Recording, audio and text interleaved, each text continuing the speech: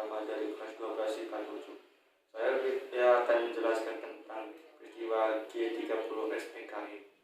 Peristiwa yang terjadi selewat malam tanggal 30 September sampai di awal 1 Oktober 1965 di saat 7 perwira tinggi militer Indonesia beserta beberapa orang lainnya dibunuh dalam suatu usaha percobaan kudeta yang kemudian dituduhkan kepada anggota Partai Komunis Indonesia. Pada kunjungan Menlu Subanjo ke Tiongkok, Perdana Menteri Zhou Enlajamikan 100.000 pucuk senjata jenis Chung. Penawaran ini gratis tanpa syarat. Dan kemudian dilaporkan ke Bung Karno, tetapi belum juga menetapkan waktu sampai meletusnya G30 SPKI. Pada awal 1965, Bung Karno atas saran dari PKI akibat dari tawaran Perdana Menteri RRC mempunyai ide tentang angkatan kelima yang berdiri sendiri terlepas dari ABRI. Tetapi petinggi angkatan darat tidak setuju dan hal ini lebih menimbulkan nuansa mencurigai antara militer dan PKI.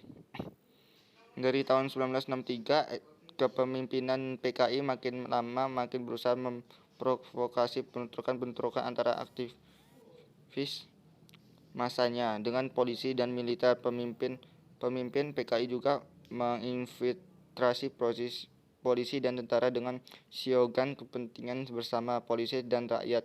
Kepemimpinan PKI dan Aidit menghidupkan slogan untuk umum bantu polisi di bulan Agustus 1964. Aidit menganjurkan semua anggota PKI membersihkan diri dari sikap-sikap sekretarian kepada angkatan bersenjata, mengimbau semua pengarang dan seniman sayap kiri untuk membuat masa tentara subjek karya-karya mereka.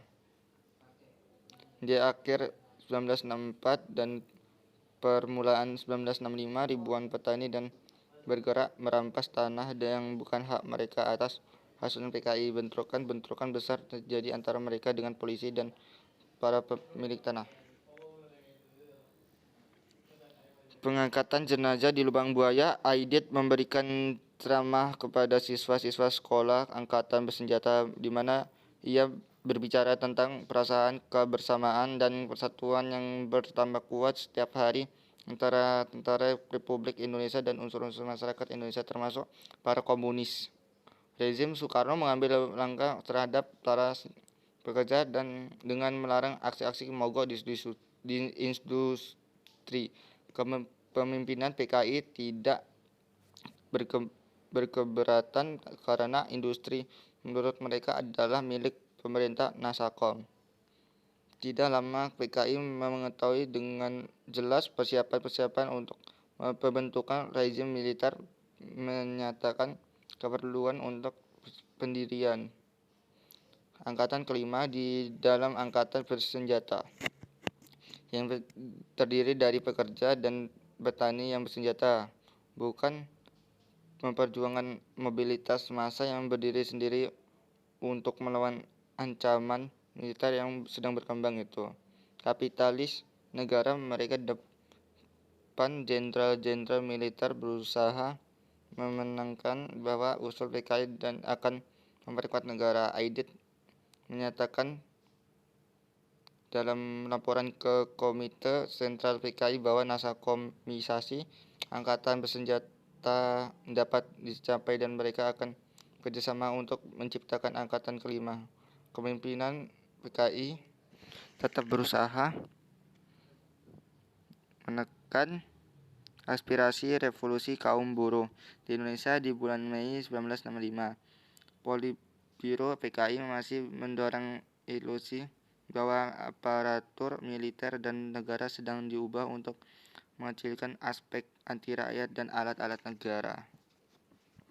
Pasca pembunuhan beberapa perwira TNI AD, PKI mampu menguasai dua sarana komunikasi vital, yaitu studio RRI di Jalan Merdeka Barat dan kantor telekomunikasi terletak di Jalan Merdeka Selatan melalui RRI PKI menyiarkan pengumuman tentang gerakan 30 September yang ditunjukkan kepada para perwira tinggi anggota Dewan Jenderal yang akan mengadakan kudeta terhadap pemerintahan. Diumumkan pula terbentuknya Dewan Revolusi yang diketahui oleh Letkol Untung Sutopos. Di Jawa Tengah dan di Yogyakarta, PKI melakukan pembunuhan terhadap Kolonel Katamsos, Komandan Kores 02 Yogyakarta, dan Letnan Kolonel Sugiono. Mereka dicolek PKI pada sore hari 1 Oktober 1965. Kedua peristiwa ini dibunuh karena secara tegas menolak berhubungan dengan Dewan Revolusi. Pada tanggal 1 Oktober 1965, Soekarno dan Sekretaris Jenderal PKI Aidit menanggapi pembentukan Dewan Revolusioner oleh para pemberontak dengan berpindah ke Pangkalan Angkatan Udara Halim di Jakarta untuk mencari perlindungan.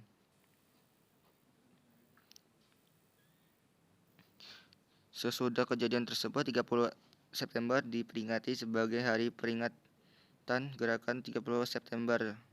Hari berikut, 1 Oktober ditetapkan sebagai Hari Kesaktian Pancasila. Pada masa pemerintahan Soeharto bisa saja sebuah film mengenai kejadian tersebut juga ditayangkan di seluruh stasiun televisi Indonesia setiap tahun pada tanggal 30 September.